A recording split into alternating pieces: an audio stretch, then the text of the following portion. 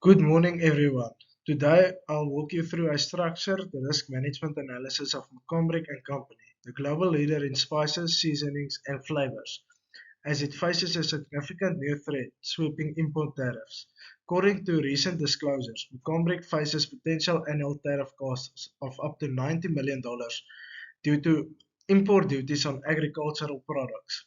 To put that in perspective, McCormick sources roughly 17,000 ingredients from 19 different markets worldwide. Many of those raw materials like black pepper, vanilla, cinnamon, and the increasingly popular RG Amarillo chili cannot be grown commercially in the United States. There are no domestic alternatives. So the question is not whether McCormick will be affected, but how well can they manage the impact. Over the next few minutes, I will analyze McCormick's approach using a six-stage risk management framework, from establishing context all the way through to monitoring and review. Here's our roadmap for today. We'll move through six stages: context establishment, risk identification, risk analysis and evaluation, risk treatment using the 4Ts, communication and consultation, and finally monitoring and review before closing with key takeaways. Let me give you a bit of more background. McCormick is highly exposed because its entire business model is built on authentic global flavors. You cannot grow Vietnamese black pepper in Ohio. You cannot cultivate Madagascar vanilla in Nebraska.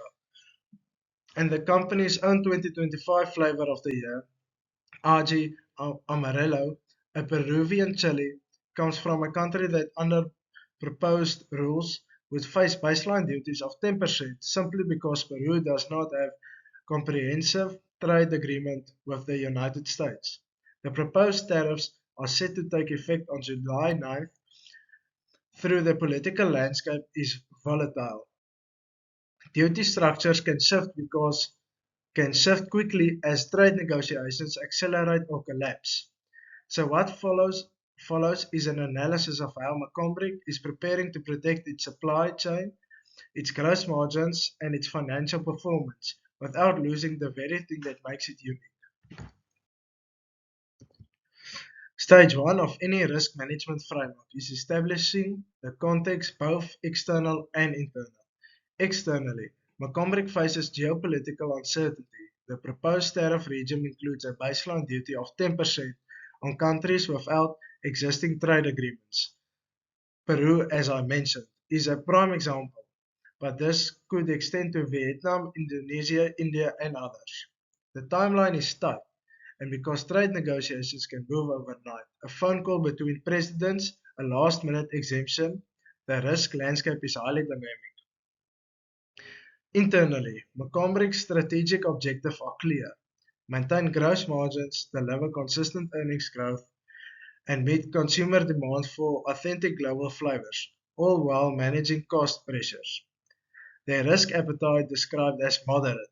That means they are willing to absorb some cost through their continuous cost improvement program, which delivered $23 million in savings in quarter two alone, and selective price increase, but they are not willing to accept catastrophic supply chain failure. Their stakeholders include shareholders, large retail customers, food manufacturers, and critically suppliers in developing countries, many of whom are small-scale farmers. Now, stage 2, risk identification. McCormick has publicly signaled five major risks. Risk 1, increased cost of goods sold. Tariffs directly raise the cost of imported raw materials. The potential impact up to $90 million annually. Risk 2, supply chain disruption. Retailery export restrictions or supplier unviability could follow. This is amplified by the fact that many ingredients are non-substitutable. You cannot simply swap RG Amarillo for another chili without changing the product's flavor profile. Risk 3, margin comprehension. It, its cost cannot be fully passed on to the customers. McCormick's margins will shrink. Risk 4, Competitive disadvantage. If McCormick raises prices aggressively while a competitor with a different sourcing footprint does not, they could lose market share. Risk 5. Reputation risk. Consumers are already feeling inflation fatigue. Price increases, even when justified, can trigger negative reactions and hurt brand loyalty. Moving to stage 3, analysis and evaluation. Using a simple likelihood versus impact matrix. Increased cost of goods sold. High likelihood, high impact. This is critical. Supply chain disruption. Medium likelihood, high impact, also a high priority, especially for trending ingredients like RG Amarillo, Yuzu, and Lychee. Margin compression. High likelihood, medium impact, rated medium high. Competitive disadvantage. Medium likelihood, medium impact. Reputation risk. Low likelihood, medium impact, low medium priority. The most critical risk is the direct tariff cost, but supply chain disruptions for non-substitutable ingredients is a close second because it threatens McCormick's ability to deliver on exactly the trending products that drive growth. One input note, McCormick has a strong brand positioning and pricing power that helps manage margin compression better than a less established competitor might.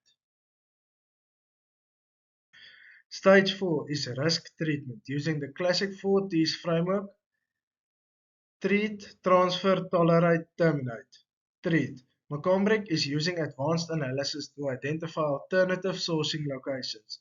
They are shifting volumes to lower duty countries or those with trade agreements. Their continuous cost improvement program delivered $23 million in savings in quarter 2.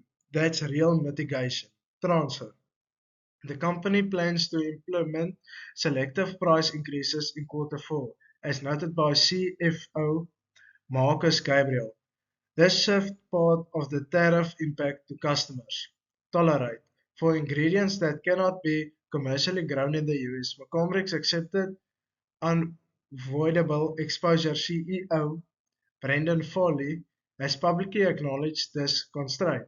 There is no way around it. Terminate.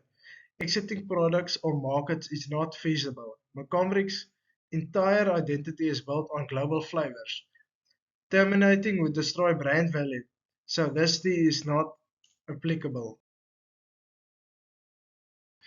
Stage 5 is communication and consultation, internal and external. Internally, alignment across procurement, finance, and leadership is critical.